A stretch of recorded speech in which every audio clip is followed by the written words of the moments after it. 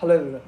So previous వీడియోలో మనం event specific based and nature based ప్రాసెస్లు ఏమేంటివి, సిపియు బౌండ్ అంటే ఏంటి, ఐఓ బౌండ్ అంటే ఏంటి, ఇండిపెండెంట్, కోఆపరేటివ్, ఈ ప్రాసెస్ టైప్స్ గురించి మాట్లాడుకున్నాం.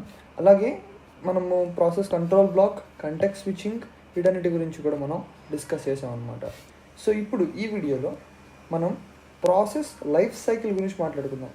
చాలా ఇంపార్టెంట్ టాపిక్ ఇది. మీరు ఏ ఎగ్జామ్స్ రాస్తున్నా, ఫర్ ఎగ్జాంపుల్ మీరు మీ కాలేజ్ ఎగ్జామ్స్ అయినా లేకపోతే మిడ్ అయినా దేంట్లో అయినా కూడా ప్రాసెస్ లైఫ్ సైకిల్ గురించి తెలుసుకోవటం చాలా ముఖ్యం ఆపరేటింగ్ సిస్టమ్ కాన్సెప్ట్లో. సో ఆపరేటింగ్ సిస్టమ్ కాన్సెప్ట్కి వచ్చేసరికి మనకి ప్రాసెస్ ఎంత ముఖ్యమో ప్రాసెస్ లైఫ్ సైకిల్ అనేది కూడా అంతే ముఖ్యం. మీకు ఇది ఎక్కడ ఉపయోగపడుతుంది అంటే, ఇది కనుక ఇక్కడ మీరు చదివితే కనుక మొబైల్ అప్లికేషన్ డెవలప్మెంట్ చేసేటప్పుడు మీకు బేసికలీ స్టేట్స్ ఉంటాయి. మనము స్టేట్లెస్ విడ్జెట్స్ని ఇలాగా క్రియేట్ చేసేటప్పుడు మీకు అక్కడ న్యూ స్టేట్, ఆ విడ్జెట్ ఎలా ఉంది, రెడీ స్టేట్లో ఉంది అనేవి, ఇవన్నీ కూడా మీకు మొబైల్ అప్లికేషన్ డెవలప్మెంట్ చేసేటప్పుడు చాలా బాగా ఉపయోగపడుతుంది. అలాగే మనం థ్రెడ్స్ గురించి మాట్లాడుకుంటాం, అప్పుడు కూడా ప్రాసెస్ లైఫ్ సైకిల్ అనేది చాలా బాగా ఉపయోగపడుతుంది అన్నమాట.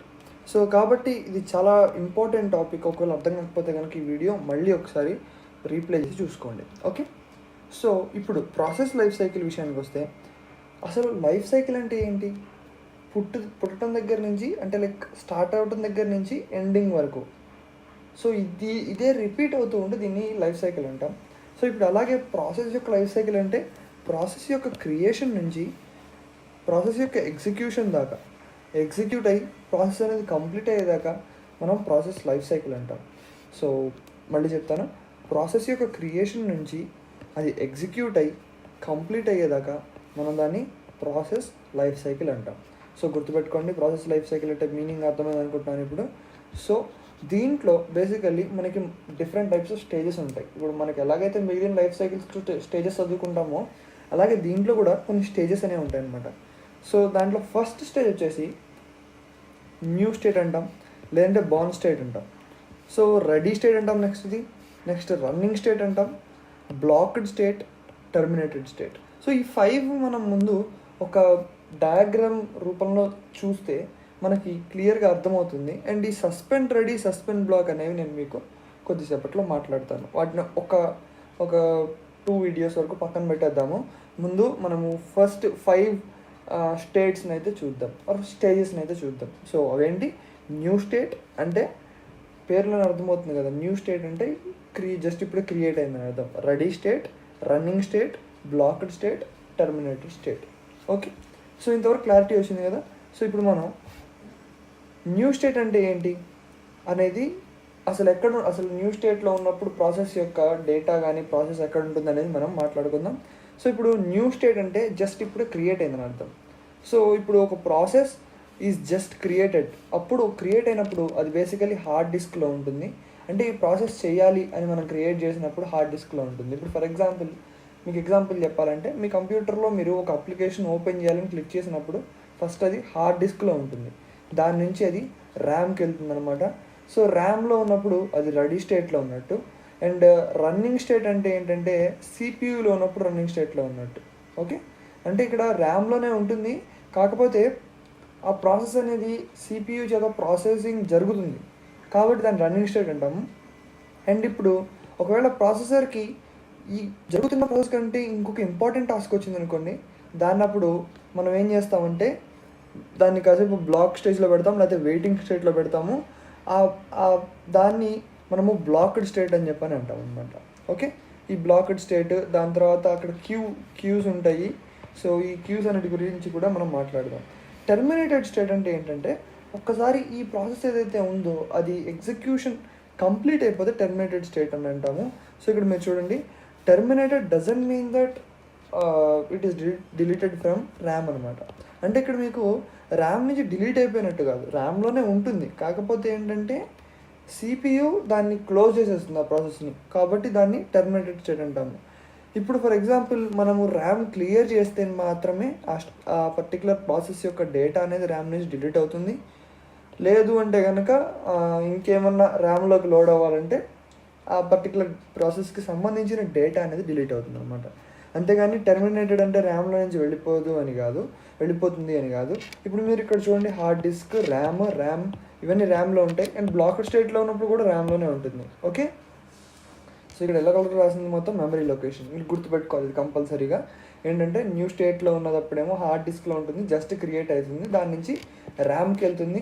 అండ్ ర్యామ్లోనే మనకి టెర్మినేటెడ్ స్టేట్ వరకు ఉంటుందన్నమాట. అన్లెస్ ఇప్పుడు మనం వెయిటింగ్ స్టేట్లోకి పంపించినప్పుడు అప్పుడు ఒకవేళ ర్యామ్ అనేది ఫుల్ అయితే కనుక డెఫినెట్లీ ఇది ఓల్డ్ ప్రాసెస్ అయితే ఇది ర్యామ్లో నుంచి డిలీట్ అయ్యి మళ్ళీ హార్డ్ డిస్క్ వెళ్తుంది అనమాట. దాని గురించి డీటెయిల్డ్గా మనం మాట్లాడుకునేటప్పుడు మీకు ఇంకా క్లియర్గా అర్థమైపోతుంది అనమాట. ఓకే, సో ఇది బేసికల్లీ మీరు చూస్తున్న ప్రాసెస్ లైఫ్ సైకిల్ డయాగ్రామ్ అనేది. దీన్ని మనము ఒక్కొక్క పాయింట్ నుంచి మొదలుపెట్టి మనము ఫాలో అప్ చేస్తే మీకు ఈజీగా అర్థమవుతుంది అనమాట. ఓకే, సో ఇప్పుడు మీరు చూడండి. సో బేసికల్లీ ఏ ప్రాసెస్ని ఇనిషియేట్ చేయాలన్నా మనము ఒక టైప్ ఆఫ్ కమాండ్ని అయితే యూజ్ చేస్తాం, దాన్ని మనము సిస్టమ్ కాల్ అంటాం.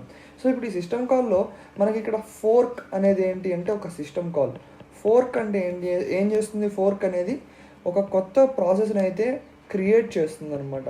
So fork are create. Fork అంటేనేమో మనము లినక్స్లో వాడతాము ఫోర్క్ అని చెప్పి, క్రియేట్ అని చెప్పి విండోస్లో వాడతాం. సో అదేం చేస్తుంది అంటే న్యూ ప్రాసెస్ని క్రియేట్ చేస్తుంది. సో ఇక్కడ మనకి న్యూ ప్రాసెస్ని క్రియేట్ చేసిన తర్వాత అది ఇప్పుడు మన ప్రాసెస్ వచ్చేసి న్యూ స్టేట్లో ఉందన్నమాట. ఓకే, సో ఇప్పుడు మనకి న్యూ ప్రాసెస్ అనేది ఎక్కడ ఉంటుంది? హార్డ్ డిస్క్లో ఉంటుంది. సో ఈ హార్డ్ డిస్క్ నుంచి ర్యామ్కి ఎప్పుడు వెళ్తుంది అంటే వన్స్ మనము దాన్ని ఎగ్జిక్యూట్ చేయాలని కమాండ్ పంపించినప్పుడు డెఫినెట్లీ అది రెడీ స్టేట్లోకి అయితే ఈ రెడీ స్టేట్లో ఉన్నప్పుడు అది ర్యామ్లో ఉంటుంది అనమాట. సో దీన్ని అడ్మిట్ చేయటం అంటారు. So this is admitted. And ఇక్కడ మీకు ప్రాసెస్ ఐడి ఉంటుంది. మీకు ప్రాసెస్ కంట్రోల్ బ్లాక్ పీసీబీలో చెప్పాను ఆల్రెడీ. ప్రాసెస్ ఐడి ఏదైతే ఉందో అది మనకి అడ్మిట్తో పాటు మనం అయితే రెడీ స్టేట్కి పంపించాల్సి ఉంటుంది. అప్పుడే ఆ పర్టికులర్ ప్రాసెస్ అనేది మనకి ర్యామ్లో స్టోర్ అవుతుంది అనమాట. ఓకే, సో అది ఓన్లీ ఆ పర్టికులర్ ప్రాసెస్ స్టోర్ అవ్వాలి, వేరే స్టోర్ అవ్వకూడదు. కాబట్టి పిఐడి కంపల్సరీగా యూజ్ చేస్తాం ఇక్కడ. సో ఇప్పుడు ఈ రెడీ స్టేట్లో నుంచి మనకి బేసికల్లీ మన డేటా స్ట్రక్చర్ ఏది ఫాలో అవుతాము ఈ పర్టికులర్ స్టేట్స్ దగ్గర అంటే క్యూ డేటా స్ట్రక్చర్ ఫాలో అవుతాం అనమాట. సో ఈ క్యూ ఏంటి అంటే క్యూలో ఎప్పుడైనా మీరు చూడండి, సో క్యూ అనేది ఫిఫో ఫాలో అవుతుంది. సో ఫిఫో అంటే ఏంటి? First in first out. అంటే ఎలాగా? ఇప్పుడు మనం థియేటర్ దగ్గర ఒక క్యూ తీసుకున్నాం అనుకోండి, ఆ థియేటర్ దగ్గర క్యూలో ఎవరైతే ముందు వచ్చారో వాళ్ళకి టికెట్లు పైన బాల్కనీలో దొరుకుతాయి. అలాగే ఎవరైతే ముందు వచ్చారో టికెట్లు వాళ్ళకి ముందు దొరుకుతాయి. సో అలాగే ఇక్కడ క్యూ డేటా స్ట్రక్చర్ వల్ల ఉపయోగం ఏంటి అంటే ఏ ప్రాసెస్ అయితే ముందు వస్తుందో ఆ ముందున్న ప్రాసెస్ అనేది జరుగుతుంది. అఫ్కోర్స్ ఇక్కడ ప్రియారిటీ గురించి నేను మాట్లాడలేదు. ప్రియారిటీ గురించి ఇప్పుడు మనం పక్కన పెట్టేద్దాం, ఎందుకంటే ఇంకా కాంప్లెక్స్ అయిపోతుంది టాపిక్ అనేది. సో ప్రియారిటీ పక్కన పెట్టేసి ముందు క్యూ డేటా స్ట్రక్చర్ గురించి మాట్లాడుకుందాం. ఈ క్యూ డేటా స్ట్రక్చర్లో ఏదైతే ముందు వస్తుందో అది ముందు అయితే బయటకు వచ్చేస్తుంది అనమాట. So that is FIFO. FIFO అంటే first in first out. First in F అంటే first in first out, FO first out. So first in first out అనేది మనం ఫాలో అవుతాం అనమాట. అంటే ప్రతి స్టేట్ దగ్గర అదే ఉంటుంది మ్యాక్సిమం. సో ఇప్పుడు రెడీ స్టేట్లో ఉన్నప్పుడు రెడీ స్టేట్ నుంచి ఈ క్యూ ఏదైతే ఉందో, ఏవైతే న్యూ నుంచి రెడీ స్టేట్కి వచ్చిన వెంటనే రెడీ స్టేట్ క్యూ ఏదైతే ఉంటుందో దాంట్లో ఫస్ట్ది మనకి రన్నింగ్ స్టేట్లోకి వెళ్తుంది అనమాట. రన్నింగ్ స్టేట్ దగ్గర ఏముంటుంది? సిపియూ ఉంటుంది అనుకోండి. ఇక్కడ రన్నింగ్ స్టేట్లో సిపియూ ఉంటుంది. అంటే ఇది వచ్చేసి ర్యామ్. ఇది ఈ ర్యామ్ ఏం చేస్తుంది అంటే ఒక్కోటి వరుస పెట్టేసి సిపియూకి ఇస్తూ ఉంటుంది అనమాట. ఓకే, సిపియూకి ఇస్తూ ఉంటుంది. సిపియూ కంప్లీట్ చేసిన తర్వాత అది టెర్మినేటెడ్ స్టేట్కి అయితే పంపించేస్తుంది. ఆ వర్క్ ఏదైతే ఉందో కంప్లీట్ చేసిన తర్వాత టెర్మినేటెడ్ స్టేట్కి పంపిస్తుంది. సో ఇప్పుడు వెయిటింగ్ స్టేట్ ఎందుకు వచ్చింది మధ్యలో? ఇక్కడ అసలు ఇది ఎందుకు గీసాం డయాగ్రామ్లోనే డౌట్ మీకు రావచ్చు. సో ఇప్పుడు నేను మీకు ఎగ్జాక్ట్గా ఈ ఫుల్ డయాగ్రామ్ ఎక్స్ప్లెయిన్ చేయబోతున్నాను. జాగ్రత్త చూడండి. ఒక ప్రాసెస్ని క్రియేట్ చేసాం. క్రియేట్ చేసిన తర్వాత అది రెడీ స్టేట్కి వచ్చింది. రెడీ స్టేట్ తర్వాత రన్నింగ్ స్టేట్కి వెళ్ళింది. రన్నింగ్ స్టేట్ తర్వాత టెర్మినేటెడ్ స్టేట్కి వెళ్ళింది. ఇది ఒక నార్మల్ లూప్ అనమాట. ఇప్పుడు దీంట్లో ఒకవేళ సిపియు సాంగ్స్ ప్లే చేస్తుందండి. సాంగ్స్ ప్లే చేయమని చెప్పి ఆర్డర్ ఇచ్చింది. సో సాంగ్స్ ప్లే చేస్తుంది. అంటే ప్రస్తుతానికి మన సిపియు వచ్చేసి single task at a time చేయగలదు అనుకుందాము. సో ఇప్పుడు సాంగ్స్ ప్లే చేస్తున్నప్పుడు సడన్గా మీరు వాట్సాప్ ఓపెన్ చేయాలనుకున్నారు అప్లికేషన్, లేకపోతే ఒక అప్లికేషన్ ఒక గేమ్ ఆడాలనుకున్నారు. సో ఇప్పుడు ఈ సాంగ్స్ని ఈ సిపియు అనేది ఆపేసి మనకి గేమ్ అనేది డిస్ప్లే చేయాలి. బేసికల్లీ అది మనకి మనం ఇచ్చిన కమాండ్ అనమాట. సాంగ్స్ ఆపేసి గేమ్ని డిస్ప్లే చేయాలి. సో ఇప్పుడు ఏం చేయాలి? ఈ పర్టికులర్ సిపియు అనేది ఏం చేస్తుంది అంటే ఈ సాంగ్స్ని మనకి వెయిటింగ్ స్టేట్లోకి పంపిస్తుంది అనమాట. ఈ సాంగ్ ప్లేయర్ని వెయిటింగ్ స్టేట్లోకి పంపిస్తుంది. ఈ వెయిటింగ్ స్టేట్లోకి వెళ్ళిన తర్వాత ఇక్కడ మనకి ఇంకొక కొత్త ప్రాసెస్ అనేది లోడ్ అవుతుంది అనమాట. సో ఇప్పుడు ఇక్కడ కొత్త ప్రాసెస్ లోడ్ అయిన తర్వాత మనకి సిపియు రన్ చేస్తుంది. ఈ వెయిటింగ్ స్టేట్ కూడా క్యూ రూపంలోనే ఉంటుంది. ఎప్పుడైతే వస్తుందో వెంటనే రెడీ స్టేట్లోకి అయితే పంపిస్తాయి అనమాట. సో ఇప్పుడు ఈ రెడీ స్టేట్ నుంచి మళ్ళీ రన్నింగ్ స్టేట్లోకి అయితే వెళ్తుంది. సో ఓకే ఫైన్, ఇది బాగానే ఉంది, ఇది మీకు అర్థమైంది అనుకుంటున్నాను. సో ఇప్పుడు ఇంకొక ఎగ్జాంపుల్ చెప్తాను, మీకు ఇంకా క్లియర్గా అర్థమవుతుంది. సో ఇప్పుడు మీరు సాంగ్స్ వింటున్నారు, ఇందాక చెప్పినట్టుగానే ఒక మొబైల్లో సాంగ్స్ వింటున్నారు. ఇది మొబైల్ సిపియు అనుకుందాం. సో దీంట్లో మొబైల్లో సాంగ్స్ వింటున్నారు. ఈ సాంగ్స్ వినేటప్పుడు మీకు ఒక ఫోన్ కాల్ వచ్చింది. ఫోన్ కాల్ అనేది సాంగ్స్తో కంపేర్ చేస్తే హై ప్రియారిటీ ఉన్న ప్రాసెస్ అనమాట. అంటే ఫోన్ కాల్ అనేది కంపల్సరీ డిస్ప్లే చేయాలి, అలాగే మనకి హై ప్రియారిటీ అయితే ఉండాలి. కాబట్టి మనకి ఫోన్ కాల్ వచ్చినప్పుడు మన సాంగ్స్ ఏదైతే ఉందో, ఆ సాంగ్స్ ఏవైతే ప్లేయర్ ఉందో ఆ ప్లేయర్ స్పాటిఫై తీసుకోండి. స్పాటిఫైని వెయిటింగ్ స్టేట్లో పెట్టి దాన్ని పాజ్ చేసి వెయిటింగ్ స్టేట్లో పెట్టి, అంటే పాటలు ఆగిపోతాయి కదా ఫోన్ వచ్చినప్పుడు.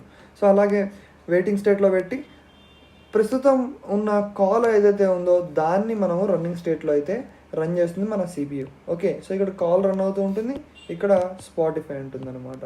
సో ఈ స్పాటిఫై అనేది వెయిటింగ్ స్టేట్లో ఉంటుంది. అండ్ దాని తర్వాత వెంటనే రెడీ స్టేట్కి అయితే వెళ్తుంది అనమాట. సిపియు వెయిటింగ్ స్టేట్కి పంపిస్తే దాని తర్వాత రెడీ స్టేట్కి వెళ్తుంది. ఓకే, సో ఇప్పుడు ఒక్కొక్కసారి మనకి రన్నింగ్ స్టేట్ నుంచి డైరెక్ట్గా ఇంటరప్ట్ అయితే జరుగుతుంది, డైరెక్ట్ రెడీ స్టేట్కి వితౌట్ ఎనీ వెయిటింగ్ స్టేట్.